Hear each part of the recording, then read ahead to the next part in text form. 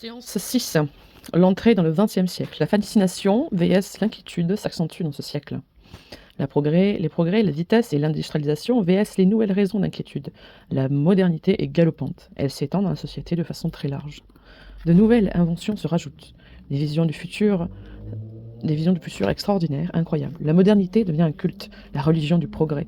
La modernité est dans un sens provoquant qui s'oppose au style du passé, à 4 siècles du classicisme dans l'art.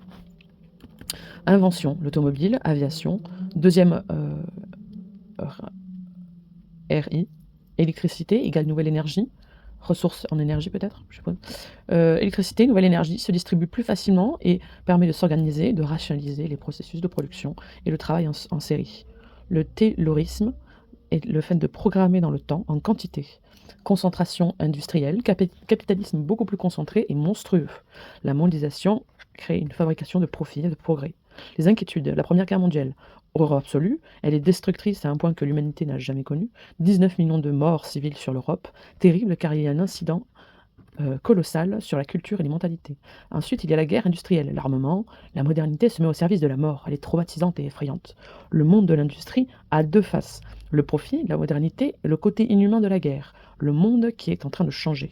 Les visions de l'avenir sont libérées, donnent une envie d'autre chose, la condamnation du passé. On veut jeter les choses à la poubelle, faire table rase du passé. Regardez en avant. CF, les dessins d'aux enfants. OZ ENFANT dessine les objets manufacturés, début de l'abstraction, cherche à rendre positif l'art de l'industrialisation. Rupture donc à un rapport avec la guerre. Vision d'avenir s'accumule. Virgilio Marchi, futuriste italien, constructiviste russe plus nuancé, rêve d'une société idéale. Plan voisin de Le Corbusier. Tout est reconstruit. Vision positive, recherche à souligner la fascination. Le cinéma de Métropolis de Fritz Lang, ville du futur. New York, mais il voit aussi des choses inquiétantes. Il y a 3 choses au XXe siècle. Il y a de 1918 à 1939, les années 20-30, d'une guerre à l'autre, entre deux guerres, le progrès suit son cours, mais pas brutal.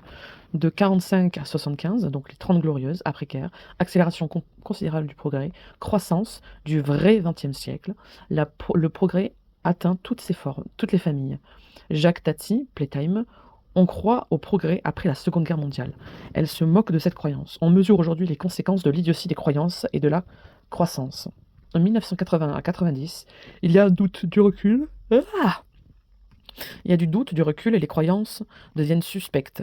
Il y a une saturation, les villes explosent encore plus, ça s'étale, les mégalopoles deviennent non maîtrisables. L'urbain est partout, même dans la campagne. Conscience de l'écologie commence à apparaître. Le territoire du XXe siècle, le Grand 1, une nation encore rurale. En 1921, il y a 54% de la population qui n'est pas urbaine. En 1931, c'est 49%. 36 400 communes, le monde rural est très fort. La présence très forte du monde de la campagne, aux commandes du pays, dans les assemblées, loin des villes, de la question des avant-gardes et du progrès, continue à vivre comme au XIXe siècle, échelle proche du territoire. On ne connaît pas la banque, par exemple. Progrès de la ville, visible, inquiète la campagne. Première Guerre mondiale, dessine les hommes des campagnes, oblige une restructuration. Progrès mécanique, outils s'améliorent. Le crédit agricole est créé. Les coopératives rassemblent les moyens, entraide, humanité, mais indépendance grandissante. Ils vivent très près de la nature. Le village égale entité, une réalité du territoire. L'espace religieux et espace républicain. Instituteurs, mairie, école, église. Il y a une cohabitation sereine. Les commerçants se développent. Il y a des fêtes. L'électricité a un impact, quant à elle, dans les campagnes. La joie de vivre, mais aussi la fragilité. Un monde qui bouge et qui change. L'indépendance est fragilisée. Crise de 1929 fait souffrir la campagne. Jules Méline, M-E-L-I-N-E, soutient le monde de la campagne. Il y a un protectionnisme, garantir un circuit économique, médaille du monde agricole, idée que la campagne est un monde protégé, mais un monde immobile par ce qui fait son bonheur. Exode rural commence. Vivre autrement, mieux dans l'industrie a du mal à convaincre qu'on peut vivre mieux. La campagne, les bourges, les villes moyennes, grandes villes. Décalage, malaise socio-culturel. La ville permet à l'individu d'exister de manière plus forte. Dans les années 20-30, il y a une culture populaire. Les campagnards s'adaptent bien à la ville. En même temps, il y a une inversion. Les villes attirent le paysan, mais intellectualisme l'urbain, qui regarde la campagne mystifiée, idéale pour le monde urbain. François Mauriac, Maurice Genevoix, Genevoix,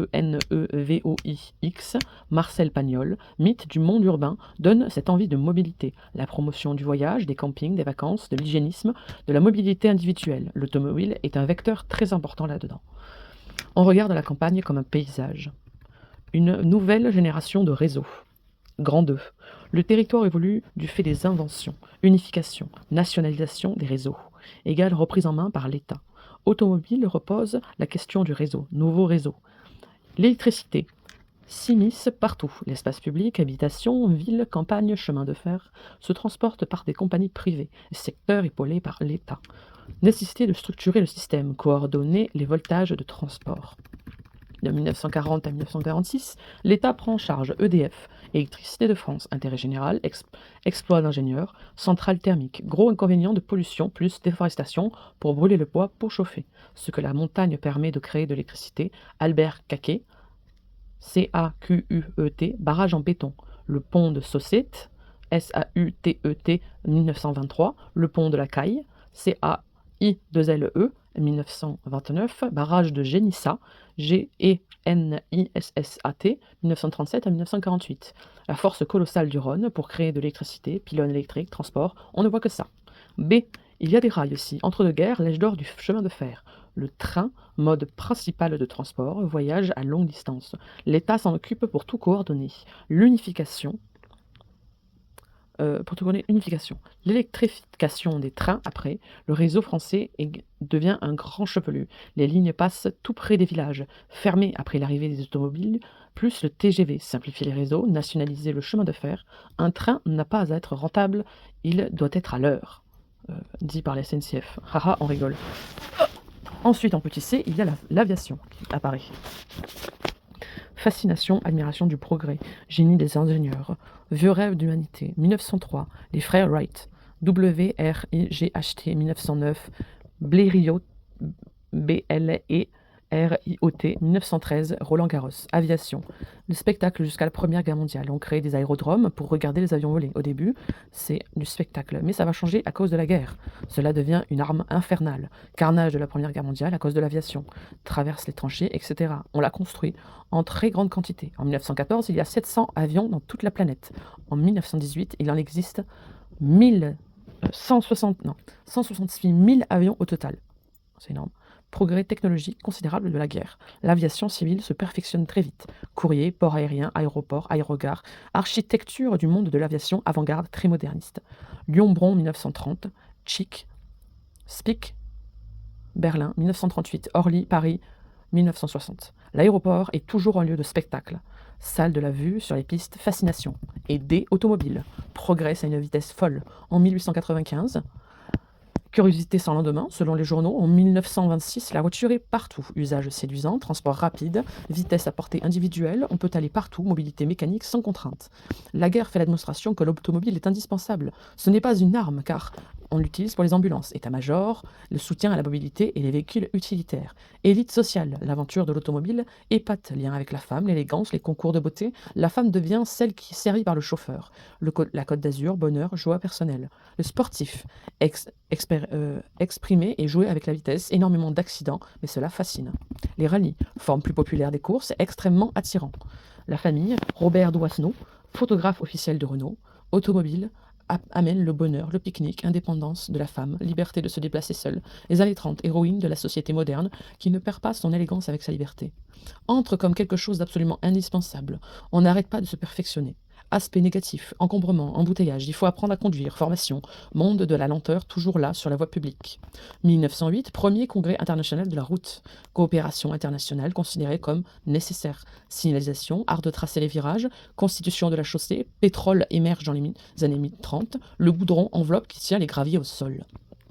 Chambre à air est égal amortisseur, adoucir le rapport entre le pneu et la route, asphalte fond quand il fait chaud, est égal une patinoire, ramener les cailloux à l'intérieur du bitume. Les routes Spécialisé pour l'automobile, c'est égal à régler toute une série de problèmes, séparer les flux, créer de nouvelles routes, les autoroutes. Au début, construire au-dessus des voies ferrées, mais cela ne marche pas. Les tunnels font fait rêver la modernité. Le Corbusier, Alger, plan d'Aubus. Il y a aussi Eugène Baudouin, plan d'aménagement de Marseille 1940. L'Italie prend les devants, autoroute est égale réseau. Filet droit dans la campagne, relier toutes les villes est égal liaison à longue distance. En 1933, l'Italie et l'Allemagne développent des autoroutes. Début des régimes fascistes dans ces pays. Déplacer des troupes très rapidement est égal à la modernité. Toute première autoroute aux États-Unis dans les années 1920. La France a un peu de retard. Les réseaux routiers excellent déjà facilement, adaptation aux automobiles, plus chemin de fer très développé, lenteur à mettre en place. La pensée des Lumières, égalité pour tous, régime fasciste autoritaire, rigidité, lassant pour le conducteur, brutal dans le paysage, impact paysager très fort, tous ces éléments ralentissent son développement. Les conducteurs n'ont pas envie de se développer ça. Le complexe de la balafre. Henri Prost, Paris 1934. Projet qui amène vers la mer, Deauville. Les urbanistes font des classifications des autoroutes. Relier, sortir de la ville, faire le tour de la ville. Autoroute mise en chantier en 1935, finie en 1940. Dalles de béton au sol, joint, bruit horrible dans la voiture, les réseaux se développent lentement, mais dans les années 1980-1990, qu'apparaît le réseau que l'on connaît aujourd'hui. Paradoxe entre celui qui aime utiliser l'autoroute, mais qui est contre car il habite près de l'autoroute.